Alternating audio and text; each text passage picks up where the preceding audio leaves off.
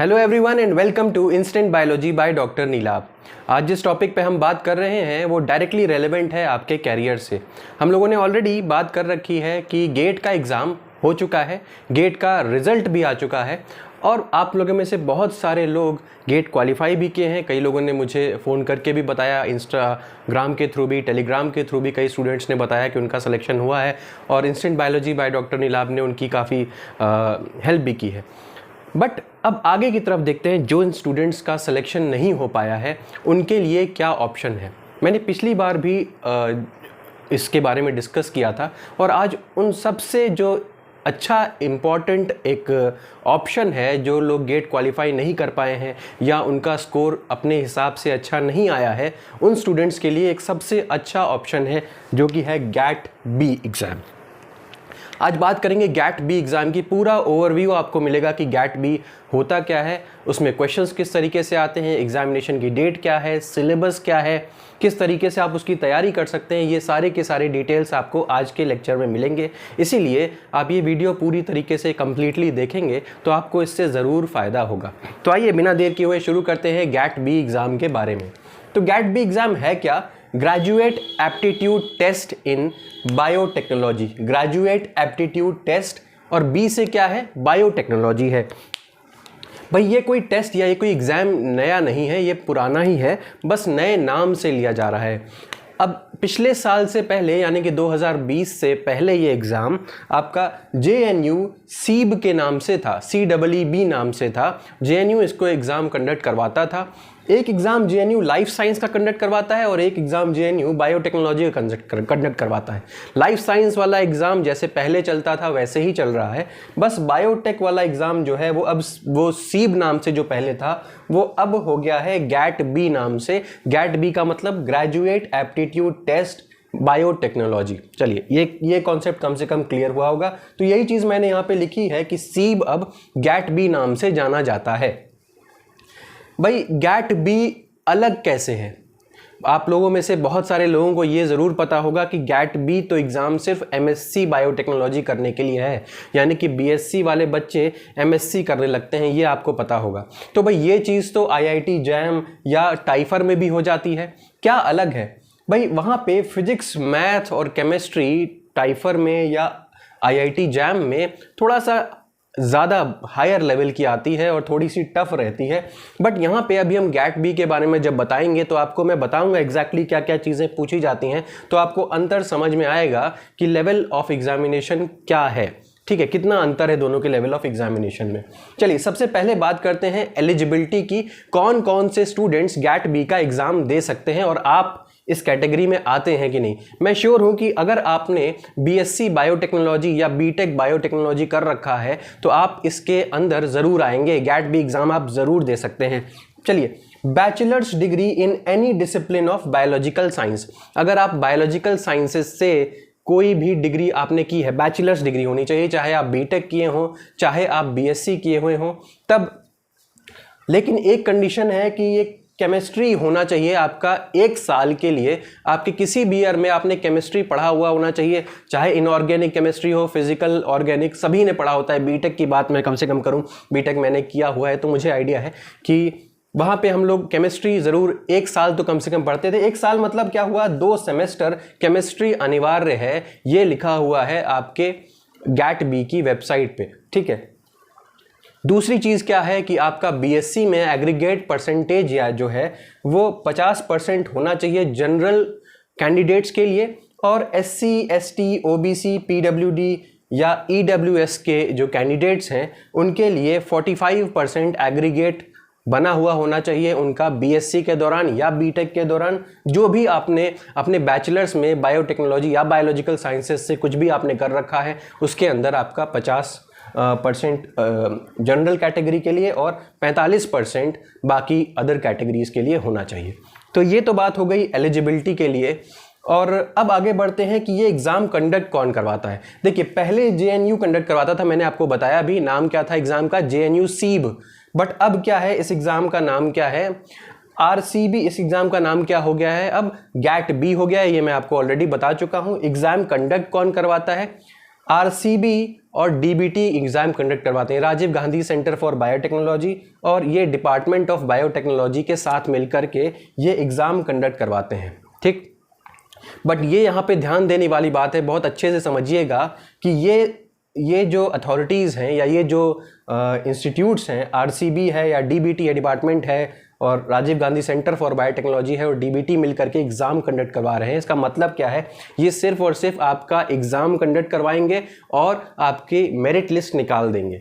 इसके बाद की जितनी भी प्रोसेस है वो सारे के सारी प्रोसेसेस इंस्टीट्यूट्स करेंगे। कौन से इंस्टीट्यूट्स? जो कि गैट बी के थ्रू रजिस्टर्ड है, जिनकी कुछ सीट्स गैट बी के थ्रू जाती हैं। अब आप समझेंगे कि अगर मान लीजिए कि किसी एक इंस्टीट्यूट में 50 सीट है एमटेक बायोटेक्नोलॉजी की, मैं एक एग्जांपल बता रहा हूँ, तो सपोज करिए उसमें से 20 सीट वो अपने एग्ज़ाम के थ्रू कंडक्ट फिल करेगा और 30 सीट मान लीजिए वो इस गैट बी के एग्ज़ाम के थ्रू फिल करेगा। तो अब जो 30 सीट जो गैट बी के थ्रू फिल कर रहा है, उसके लिए जो मेरिट लिस्ट निकलेगी उसी के बेसिस पे आप अलग अलग इंस्टीट्यूट्स में अप्लाई करेंगे। अब इसके बारे में डिटेल में बात करेंगे। बहरहाल यहाँ के लिए बस इतना समझिए कि एग्ज़ाम कौन कंडक्ट करवा रहा है, RCB और डिपार्टमेंट ऑफ बायोटेक्नोलॉजी, और इंस्टीट्यूट्स के काम क्या है, सिर्फ एडमिशन को देखना। इंस्टीट्यूट्स क्या करेंगे, एडमिशन करवाएंगे अपने यहाँ, एग्ज़ाम कंडक्ट करवाएगा आपका DBT RCB। चलिए, अब किस किस कोर्सेज के लिए यहाँ पे गैट बी एग्ज़ाम कंडक्ट करवाता है, मतलब कि अगर आपने गैट बी क्वालिफाई कर लिया तो आप कौन कौन से कोर्सेज करने के लिए एलिजिबल हो जाएंगे। तो याद रखिए, सबसे पहला तो MSc बायोटेक्नोलॉजी करने के लिए आप एलिजिबल हैं। अगर BSc बायोटेक्नोलॉजी का कोई स्टूडेंट फाइनल ईयर का एग्जामिनेशन दे चुका है या फाइनल ईयर का एग्जामिनेशन दे रहा है, वो क्या है, वो अपना अगर गैट बी का एग्ज़ाम क्वालिफाई कर लेता है, then he is eligible to go for MSc biotechnology course, ठीक। सेम वे में क्या है, MSc एग्रीकल्चर बायोटेक्नोलॉजी के भी कोर्सेज हैं, जहाँ पे स्पेशलाइजेशन है एग्रीकल्चर में, वो भी कोर्सेज आप गैट बी के थ्रू जा करके कर सकते हैं। तीसरी चीज़ MVSC वेटनरी साइंसेस का कोर्स। चौथी चीज़ क्या है, MTech in biotechnology, masters MTech in biotechnology. ये जो पहला बताया था वो MSc बताया था, ये वाला एमटेक इन बायोटेक्नोलॉजी है। और लास्ट है MSc अप्लाइड एरियाज़। जितने भी बायोटेक्नोलॉजी और अप्लाइड एरियाज़ हैं, बायोकेम, माइक्रो बायो, इस तरीके के जो अप्लाइड एरियाज़ हैं, उसके अंदर भी आप MSc कर सकते हैं गैट बी के थ्रू जा करके। तो इतने 5 कोर्सेज मैंने आपको बताए जहाँ पे गैट बी के थ्रू आप जा करके पढ़ाई कर सकते हैं। चलिए, ये क्लियर हुआ होगा। सिलेबस क्या है एग्जाम का, समझने का प्रयास करिएगा। सिलेबस बिल्कुल सेम जैसे किसी भी लाइफ साइंस एग्जामिनेशन का सिलेबस होता है वैसे ही है। गेट का आपने सिलेबस पढ़ा हो, बिल्कुल सेम टू सेम वैसे ही है। बायोकेमिस्ट्री आता ही आता है आपका हर लाइफ साइंस एग्जामिनेशन के अंदर, बायो एनर्जेटिक्स आता ही है, माइक्रोबायोलॉजी आता ही है, सेल बायोलॉजी आता ही है, मॉलिक्यूलर बायोलॉजी रहता ही है, माइक्रोस्कोपी जो है आप एनालिटिकल टेक्निक्स में पढ़ते हैं, immunology, bio informatics, genetic engineering या RDT भी इसको नाम से जानते हैं आप, टिश्यू कल्चर, एनिमल और प्लांट टिश्यू कल्चर, और बायो प्रोसेस इंजीनियरिंग का कुछ पार्ट आता है।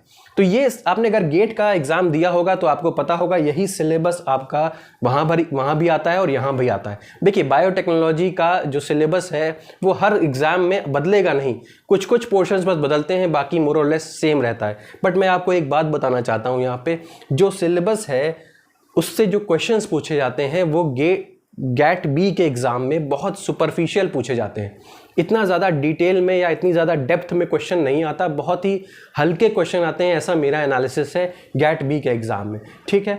तो जैसे कि उसमें सबसे ज़्यादा पोर्शन क्या है आपको, जैसे वहाँ पर भी गेट के एग्ज़ाम में भी RDT पे आपको क्वेश्चन काफ़ी पूछा जाता है, बायो प्रोसेस इंजीनियरिंग में क्वेश्चन काफ़ी पूछा जाता है, लेकिन यहाँ पे उतना ज़्यादा न्यूमेरिकल बेस्ड चीज़ें नहीं आती हैं, उतना ज़्यादा डेप्थ में चीज़ें नहीं आती हैं। तो बच्चों के लिए यहाँ पे स्कोर करना कंपैरेटिवली आसान है गेट के अपेक्षा।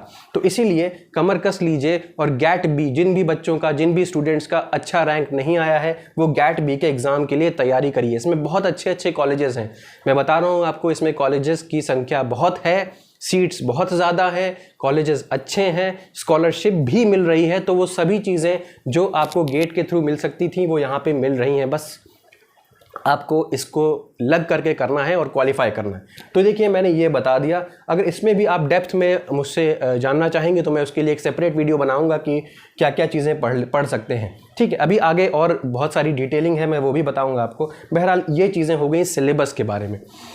अब आ जाते हैं एग्जाम पैटर्न इसका कैसा है। गैट बी का एग्जाम पैटर्न क्या होता है इसको समझेंगे। देखिए नंबर ऑफ क्वेश्चंस जो पूछे जाते हैं, देखिए सबसे पहली चीज तो समझ लेते हैं कि ये एग्जाम 2 सेक्शंस में बटा हुआ है। ये एग्जाम होता एक ही मीटिंग में, अगर मॉर्निंग की मीटिंग में हुआ तो मॉर्निंग की ही मीटिंग में होगा, इवनिंग में हुआ तो इवनिंग में ही होगा, लेकिन एक ही मीटिंग में होगा। अब देखिए यहाँ पे कितने सारे स्टूडेंट्स आ सकते हैं। बीएससी बायोटेक के स्टूडेंट्स आ सकते हैं, एमबीएससी के आ सकते हैं, बीटेक बायोटेक के स्टूडेंट्स आ सकते हैं, बीएससी एजी के स्टूडेंट्स आ सकते हैं। तो इस तरीके से बहुत सारे अप्लाइड लाइफ साइंसेस के स्टूडेंट्स आ सकते हैं। तो बहुत सारे स्टूडेंट्स हैं, बट फिर भी ये एग्जाम एक ही मीटिंग में होता है। बट ये एग्जाम टोटल मिलाकर के 3 घंटे का होता है और यहाँ पे एमसीक्यूज ही आते हैं। जैसे कि अगर आपने गेट का एग्जाम दिया हो तो वहाँ पे एमएसक्यूज भी आते हैं, न्यूमेरिकल टाइप क्वेश्चंस भी आते हैं, बट यहाँ पे सिर्फ और सिर्फ एमसीक्यूज आएंगे। ठीक है, मल्टीपल चॉइस क्वेश्चंस ही आएंगे। तो ये एक फायदा हो गया आपके लिए कि किस तरीके से आप ये बेहतर कर सकते हैं। दूसरी चीज, यहाँ पे जो पेपर है वो 3 घंटे का होगा, 180 मिनट का होगा, यानी कि 3 घंटे का है। और ये पेपर 2 भाग में डिवाइडेड है। एक सेक्शन ए हो गया आपका और दूसरा हो गया सेक्शन बी। सेक्शन ए में क्या है, नंबर ऑफ क्वेश्चंस कितने आपको मिलेंगे, 60, और सेक्शन बी में नंबर ऑफ क्वेश्चंस आपको मिलेंगे 100। फिर से समझिए, total number of question section A में 60 मिलेंगे और सेक्शन बी में आपको 100 क्वेश्चंस मिलेंगे। ठीक है, अब इसमें से अटेम्प्ट आपको कितने करने हैं। देखिए सेक्शन ए में आपको 60 के 60 अटेम्प्ट करने हैं। जरूरी नहीं है अगर आपको 50 ही आते हैं तो आप 50 ही करिए, जितने आते हैं उतने कर लीजिए, लेकिन मैक्सिमम 60 आपके पास क्वेश्चंस हैं और 60 आप अटेम्प्ट कर सकते हैं। ठीक, ये हो गया। सेक्शन बी में बात करें तो सेक्शन बी में नंबर ऑफ क्वेश्चंस जो आपको दिए जाते हैं वो 100 दिए जाते हैं और आपको करने उसमें से 60 ही हैं। मतलब क्या हो गया, आपके पास 40 क्वेश्चन छोड़ने का चांस है, आप छोड़ सकते हैं 40 क्वेश्चन उसमें से जैसा आप चाहें। ठीक, तो ये कहानी हो गई। तो अब देखिए अगर आप टोटल मिला करके इसको जोड़ें तो कितना नंबर हो गया। ये मार्क्स के बारे में पहले बता दूं। जो सेक्शन 1 के मार्क्स डिस्ट्रीब्यूशन है वो हर एक क्वेश्चन पे 1 मार्क है, यानी कि अगर आपने 60 के 60 क्वेश्चन सही कर दिए तो आपको 60 नंबर मिल जाएंगे। तो हर क्वेश्चन 1 नंबर का हो गया इधर। और सेक्शन बी में हर क्वेश्चन 3 मार्क्स का है, 3 मार्क्स का है, हर क्वेश्चन 3 मार्क्स का है। तो ये टोटल कितना हो गया, 60 इंटू 3 कितना हो गया, ये 180 हो गया सेक्शन बी का स्कोर। और सेक्शन ए का 60 इंटू 1 कितना हो गया, 60 हो गया। तो अगर आप इसको जोड़ लें तो कितने का स्कोर हो गया, 240 नंबर का स्कोर हो गया। और इसमें नेगेटिव मार्किंग भी है, ध्यान देने वाली बात है, याद रखिएगा कि इसमें जो सेक्शन ए में नेगेटिव मार्किंग बहुत अधिक है, यानी कि 1/2 नेगेटिव है आपका सेक्शन ए में और 1/3 नेगेटिव है सेक्शन बी में। तो अगर सेक्शन ए में अगर आपने गलत कर दिया तो आप ज़्यादा नुकसान उठा जाएंगे as compare to section B जहाँ 1/3 नेगेटिव है। सेक्शन ए में 1/2 नेगेटिव है, यानी कि 2 क्वेश्चन अगर आपने गलत कर दिए तो आपका 1 सही क्वेश्चन गलत हो जाएगा। और यहाँ 3 क्वेश्चन अगर आपने गलत कर दिए तो आपका 1 सही क्वेश्चन गलत हो जाएगा। तो चलिए ये कहानी समझ में आ गई होगी। टोटल पर सेक्शन भी मैंने आपको मार्क्स बता दिए। अब ज़रा देखते हैं कि सेक्शन ए और सेक्शन बी में क्वेश्चंस किस तरीके के आते हैं। तो देखिए सेक्शन ए में आपका फिजिक्स, पी से मतलब फिजिक्स हो गया, फिजिक्स, ये आपका केमिस्ट्री हो गया, ये आपका मैथ हो गया और ये आपका बायो हो गया। ये इंटरमीडिएट लेवल की आती है, मतलब 10+2 लेवल की आपको फिजिक्स, केमिस्ट्री, मैथ्स, बायो आती है। लेकिन इसमें परेशान होने की बिल्कुल भी ज़रूरत नहीं है। देखिए अगर ये 4 सब्जेक्ट्स हैं, 1 2 3 4, फिजिक्स, केमिस्ट्री, मैथ्स, बायो, तो इसमें से क्या 60 नंबर डिवाइडेड है, तो मतलब 15 क्वेश्चन बायोलॉजी के आएंगे, 15 क्वेश्चन फिजिक्स के, 15 केमिस्ट्री के, 15 मैथ्स के। ठीक है, और ये 12th के लेवल की आती है। तो हम सब ने 12th में फिजिक्स, केमिस्ट्री पढ़ी हुई है। हो सकता है आप में से कुछ लोगों ने मैथमेटिक्स ना पढ़ी हो, लेकिन उसमें इतने ज़्यादा टफ क्वेश्चंस नहीं आते हैं जो आप नहीं कर पाए। बस सिलेबस देख करके और ये देख करके घबराइएगा मत, ये पेपर बहुत इजी होता है और बहुत यील्डिंग पेपर है। आप कम मेहनत करके, गेट से भी कम मेहनत करके यहाँ पे सिलेक्शन अच्छे कॉलेजेस में आप ले सकते हैं, अच्छी फेलोशिप उठा सकते हैं और अपना करियर बना सकते हैं। तो बिल्कुल परेशान मत होइएगा, ये पेपर कंपैरेटिवली बहुत ईजी आता है। उसके बाद आइए सेक्शन बी में। सेक्शन बी की बात करें तो यहाँ पूरा का पूरा पेपर बायोलॉजी पे ही आता है, यहाँ पे कोई और सब्जेक्ट नहीं पूछा जाता, यानी कि 180 के 180 नंबर आपके बायोलॉजी से ही आते हैं, ठीक। और इसका लेवल क्या होगा, 10+2+3 यानी ग्रेजुएशन के लेवल का यहाँ पे क्वेश्चन पूछा जाएगा, ठीक है। तो सेक्शन बी पे आप ज़्यादा फोकस करिए, सेक्शन ए में भी आप अच्छा स्कोर कर ही जाएंगे, तो सेक्शन ए और सेक्शन बी मिला के आप एक अच्छी ऑल इंडिया मेरिट लेके आ सकते हैं और एक अच्छे कॉलेज में सिलेक्शन पा सकते हैं। तो ये मेरा आकलन था इस पूरे गैट बी के बारे में। चलिए ये बात करते हैं कि इसमें कितनी यूनिवर्सिटीज़ रजिस्टर्ड हैं। लगभग 80 के आसपास यूनिवर्सिटी और इंस्टीट्यूट जोड़ करके इसमें रजिस्टर्ड हैं गैट बी के अंदर। और इसकी वेबसाइट क्या है, rcb.res.in/gatb।